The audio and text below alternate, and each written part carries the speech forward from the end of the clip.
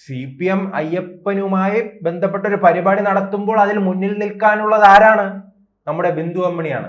അപ്പോൾ ബിന്ദു അമ്മിണിയെ വിളിക്കാതെ ഒരു പരിപാടി അന്ന് നടത്തിയതിനെതിരെ അവർ രംഗത്ത് വന്നിരുന്നു. അവരുടെ ആ സങ്കടം അവർ പങ്കുവച്ചു. ഇപ്പോൾ ഏറ്റവും അവസാനം വരുന്നത് ഈ ശബരിമല ദർശനം നടത്തിയ ബിന്ദു അമ്മിണി LDF സ്ഥാനാർത്ഥി ആയി മത്സരിക്കുന്നു എന്ന രീതിയിലുള്ള ചില പോസ്റ്ററുകൾ പ്രചരിക്കുന്നുണ്ട്. ഇത് വ്യാജ പോസ്റ്ററാണ്. പക്ഷെ ഇത് നാം കള്ളമെന്ന് പറയുമ്പോഴും ഈ ബിന്ദു അമ്മിണി അർഹിച്ചിരുന്നില്ലേ സീറ്റ്? അവർക്ക് അർഹതയുണ്ട്.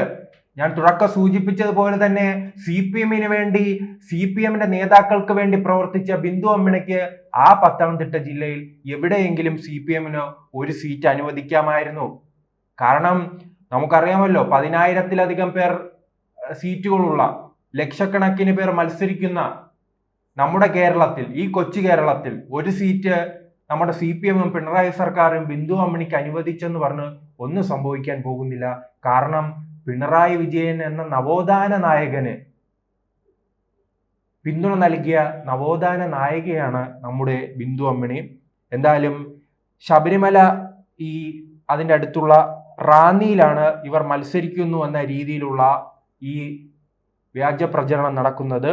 ഇതിനെതിരെ എന്തായാലും പത്തനംതിട്ടയിലെ CPM ജില്ലാ കളക്ടർക്ക് പരാതി നൽകിയിട്ടുണ്ട്. റാന്നി പഞ്ചായത്ത് 20-ാം വാർഡിലാണ് ബിന്ദു അമ്മിണി മത്സരിക്കുന്നതായുള്ള പ്രചരണം. ജില്ലാ സെക്രട്ടറി രാജു എബ്രഹാമാണ് കളക്ടർക്ക് പരാതി നൽകിയത്. ശബരിമല പോരാട്ട നായിക എന്ന തലക്കെട്ടോടുകൂടിയാണ് ബിന്ദു അമ്മിണി മത്സര രംഗത്തുണ്ടെന്ന തരത്തിൽ വ്യാജ കാർഡുകൾ പ്രചരിക്കുന്നത്.